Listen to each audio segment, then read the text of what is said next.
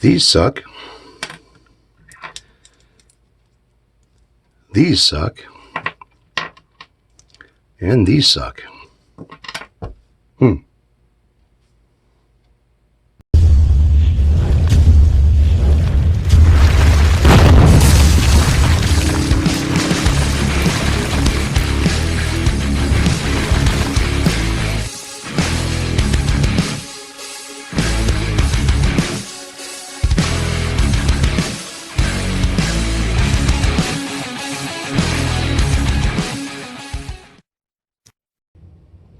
Hey everybody, what's going on? Eric here. Hope everyone's doing well out there.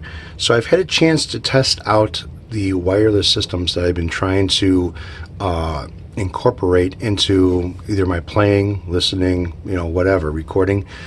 The Sennhiser RS 175 and the WPM-200 system here. This one is radio.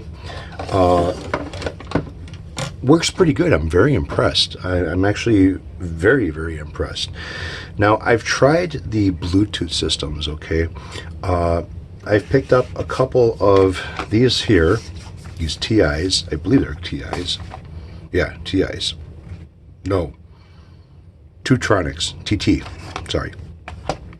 Now, these are just transmitters, okay? And I paired them up with a set of Bluetooth headsets, a couple of different pairs. And I gotta say that, yeah, I wasn't impressed. There was some latency that was going on, not so much as watching videos on YouTube, not so much as listening to audio or playing videos back on your computer. You weren't getting the effect of watching an old, Japanese movie or Chinese movie. I used these headphones, which are Bluetooth, and I also used my Marshall Bluetooth headsets. And sound quality with the Marshalls was very good. I was very shocked with the sound quality of these Marshall headsets. This one here, yeah, don't buy them. If you need a Bluetooth, you're in a bind and you need a Bluetooth headset, and you're not really worried about sound quality and stuff, then yeah, okay, these would work for you, I guess. It wouldn't be a bad idea. But this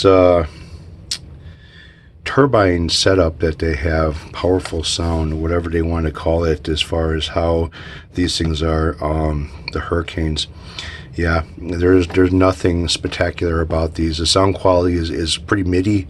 I mean, it's got a lot of mid-range to it, and yeah, so these are kind of I also picked up a wireless 5.0 SPDIF transmitter and receiver for also doing the Bluetooth and stuff. And this one I kind of figured it was going to be a little bit more of a better quality, higher end maybe, and same results. I ended up getting some latency with it, and like I said, it wasn't a bad latency, but it was enough to where if you're playing guitar, you're going to end up having timing issues, okay? And it just didn't kind of work out very well. But again, they work great with watching videos, either files that you have on your computer or streaming something off of the internet. It's just working with the UX2 or maybe just any type of a audio interface that I have problems. Even if I had a guitar plugged in or wireless, it still caused a problem. These ones here, the wire-free mate that I picked up, no latency, which is kind of nice, and that's what I was looking for, but the sound quality coming from these, and I've tried different headphones on it, and I'm still getting the same results where it's got like a stereo enhancement to it, and I don't like that as far as having some type of a personal audio system that is only you can hear, and having to do editing and stuff like that for audio. It's kind of hard to determine what's the fault of the headsets that you're using or what's the fault of the quality of the equipment as far as receiver, stereo, computer, whatnot that you're using as the amplifier. So yeah, those kind of bad. Now the radio system that came, the WPM-200, this is the one that has a little LCD screen on it, plugs into this. Now, this is pretty loud. Okay, I had the volume, I did two ways. I had hooked it up through the back of the UX2 for the monitor, which is pretty much, even though there's a volume control on there, it's still a low level output because it's got to plug into some monitor speakers, which are also amplified. So if you turn up the volume on the monitors that are coming off the UX2, it's not going to be that loud. And I also did this through the headphone jack of the UX2 as well. Both seem to be pretty good. As far as latency goes, there wasn't any. And I was like, oh wow, I actually found something that works. But the quality of the headphones, at these little earbuds, now these are over the ear.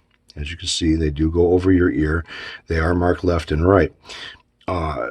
These have enhanced bass to them. Okay, so things sound not muffled, but you don't hear the highs very well. You don't hear mid ranges very well. It's got a lot of lows to it.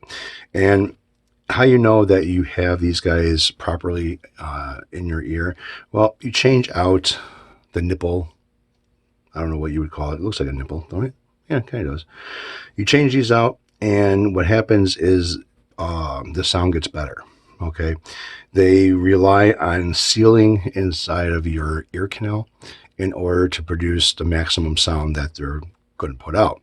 Well, I've changed them out to different ones, and each time I change them out, now I've made it a little bit harder to fit in your ear with the larger ones, but each time I seal them up in my ear, same results. They ended up giving me a lot of bass. So these headphones are not all that great at all that come with it. So if you end up picking up a system like this, I would say use your own headphones. If you have a set of ear monitors that are, you know exactly what you like as far as sound goes, you know exactly what they sound like, and you're happy with that, I would use your own headsets for this system. Now, for some more bad news as far as earbuds go, these guys here, these CCA ear monitors. Okay, I've said it before, they are not all that great. Sound quality coming from them are you know, they're enhanced again. You know, another product that enhances frequencies, thinking that it's going to make things sound better. And the CCA earbuds are the same thing. They do have a twisted pair as far as the wires go, which is kind of nice, but it ain't going to be all that great if you don't get sound quality out of them. And again, these have to seal around your ear canal in order to produce maximum audio experience. And yeah, again, it's a shame because they look so impressive, but yet they're crap. Beats Audio. Yeah. I picked these things up a while back and for a cell phone. And the cell phone also had a, well, actually, no, these came with the cell phone because the cell phone had Beats Audio installed on it. And even with the Beats Audio settings, there was, I don't know how many different presets for your listening as far as like equalization and shit goes. These things put out a lot of bass. You know, I don't know why people are like buying a lot of the stuff that is like enhanced, you know, with low frequencies. It's like, you know, it's almost drowning out all of the other tones and sounds and vocals and the drums as far as cymbals and snare drums and stuff like that goes. Or if you're into easy listening music, trumpets, horns, piano and stuff, you know, they're not bassy. And these Beats Audio, it's like no matter what you set the settings to on the cell phone, they all sound pretty much the same. These are nice.